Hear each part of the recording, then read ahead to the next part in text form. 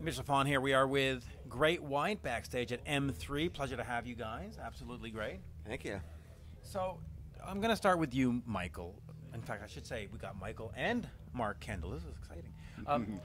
Talk to me about the importance of festivals like M3 for both the band and also the scene.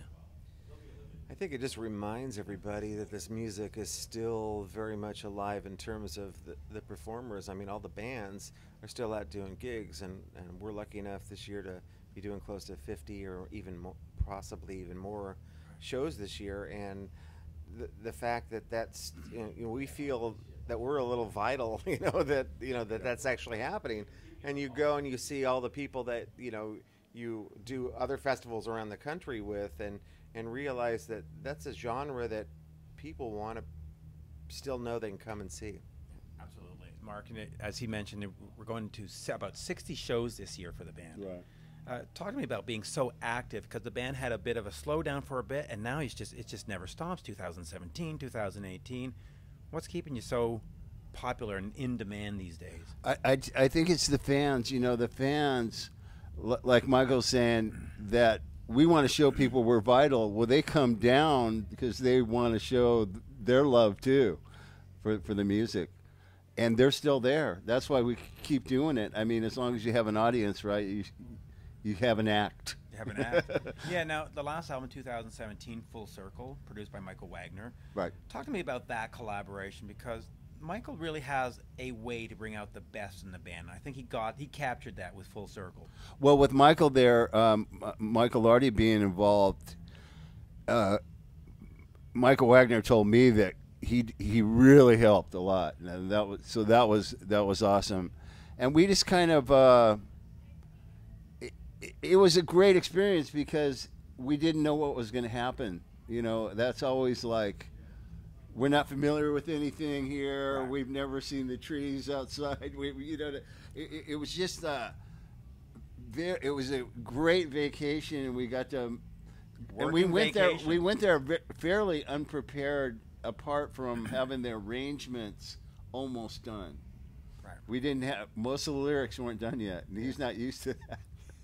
But we are, we literally on Elation went in with no material, right, except for a couple ideas. So it wasn't anything new for us, and so I kind of couldn't wait for us to have a song done so he could, breathe easier and take care of his health and all that, But that was a lot of fun. We all really enjoyed it, and he's a taskmaster.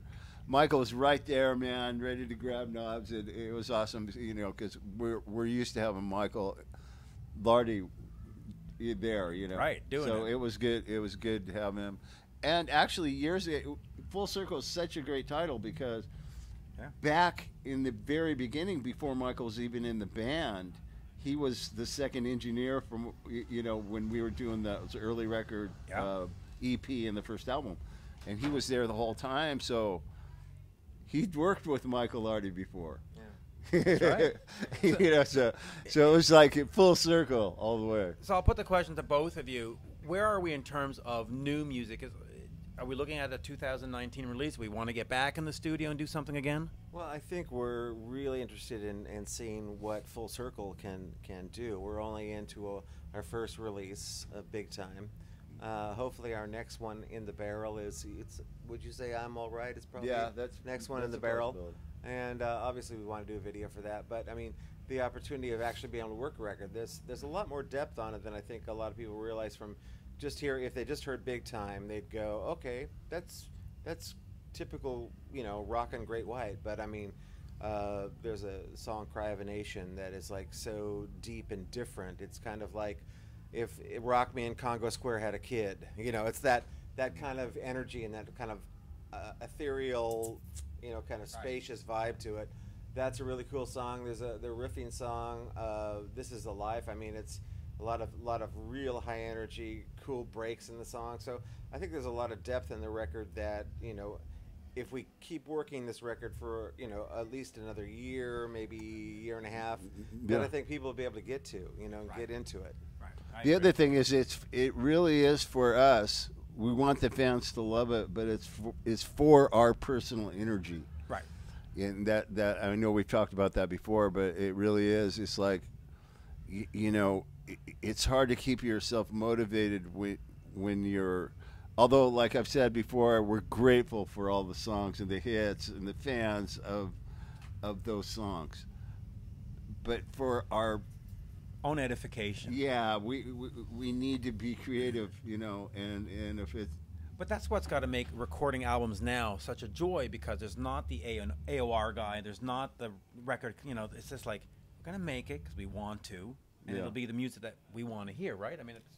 Yeah, and that's the thing. We've been doing records together for so long that it's kind of like falling out of bed. You know, I think that was one of the things that kind of, you know, was difficult for Michael at first, realizing that we could go in without formal arrangements done and without lyrics done, and have a mind in our mind's eye where things were going to go.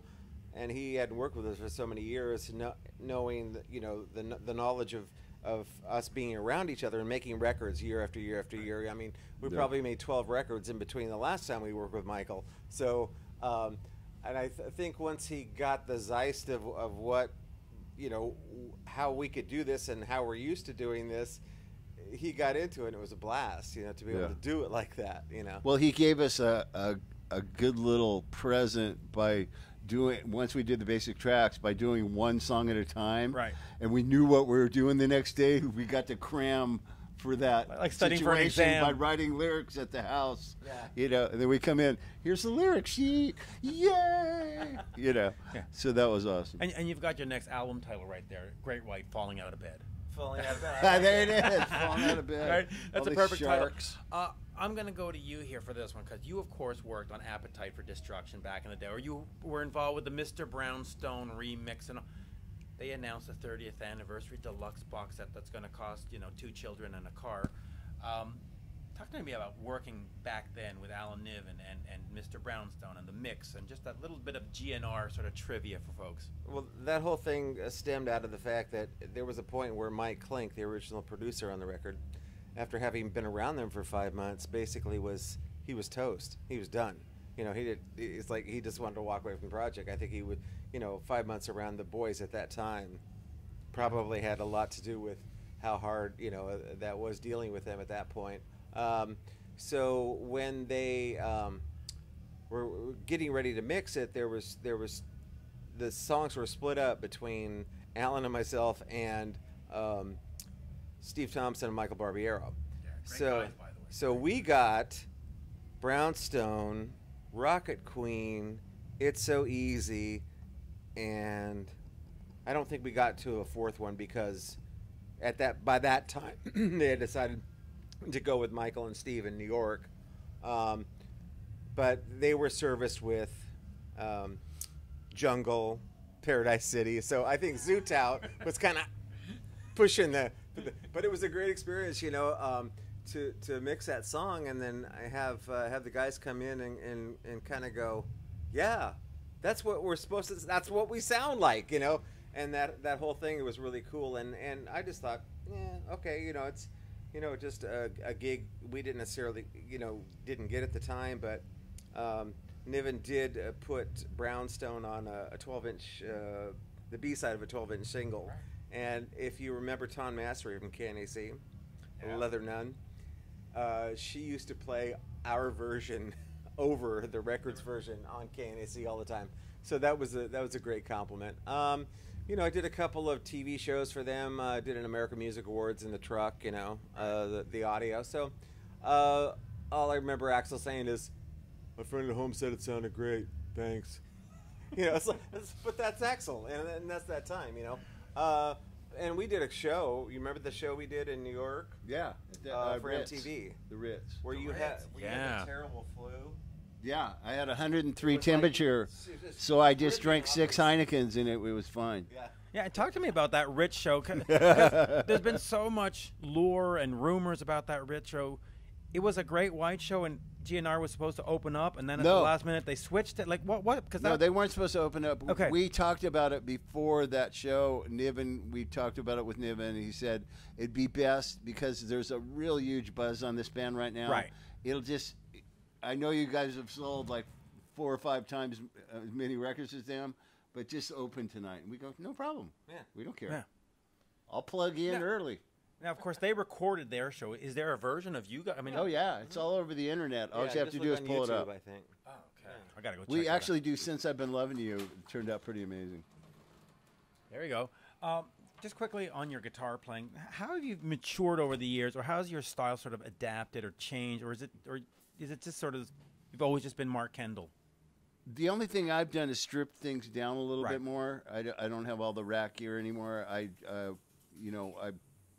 kind of go straight to the amp through a couple pedals, like a tuner, stuff like that. So I rely on my fingers, my volume knob on my guitar to kind of get what I need. You know what I mean? Right. I'm not confined to a pedal switcher, board or whatever, yeah. with the 3,042 presets. Sometimes it's, you'd hit the clean sound and it's not really the right volume. The volume that you would feel it should be. I like to have control over that to where I can just kind of pop my knobs, get the clean sound and turn it down to where I feel like it should be. Yeah. And that's just, you have more control that way. Kids are always asking, like, they want to know my exact knob, my amps and the pedals, like there's something special. And there isn't. It's like any amp I plug into, unless it's like maybe the tubes are about ready to go or something. Everything almost sounds the same to me, Yeah. But everything comes down to the fingers. It really does. It really and that's does. with anybody. I'm not trying to it's throw down an ego trip or anything now. It just does sound like me.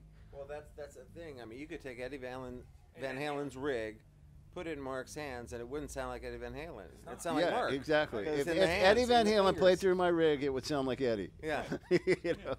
It's not because he's using special tunes and So whatever. And I'll finish with this because, as you know, I'm Canadian, proudly so, right? Montreal Canadiens. We always talk hockey.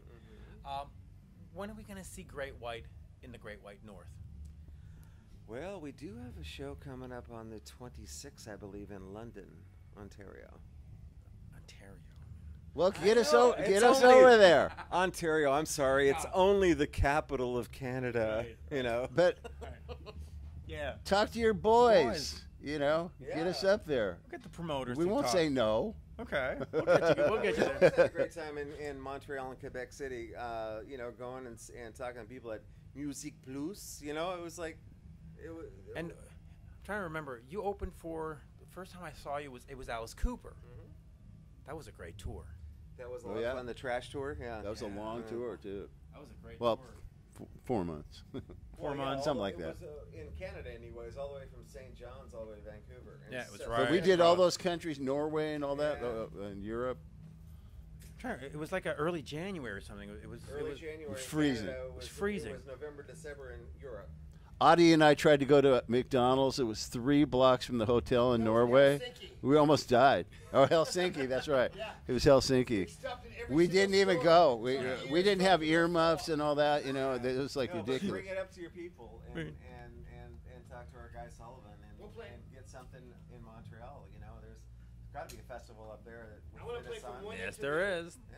There's a great one too. Always a pleasure. Oh, look at that. A rip shirt there. There you go. Yes. Yeah, buddy. Thank you, thank you. I just, Oh, I just saw Lon Fred out in the hallway. Yeah. I go, dude, we need some hats. He goes, oh, we're going to give them to you guys. I go, cool. Okay. I'll wear Yeah. a shirt. Always a pleasure. Thank you so Great much. to see you. You too. Thank you, Mark. And thank you, Thanks, Mark. Mitch. Oh, look at Zoltan. Appreciate it, man. Turning the... He's Oh, there he goes. He's crazy man. No drum company will give him a kit because they know what he does. Right. They go, we're not going to give you a kit to destroy. Thank you, Mark.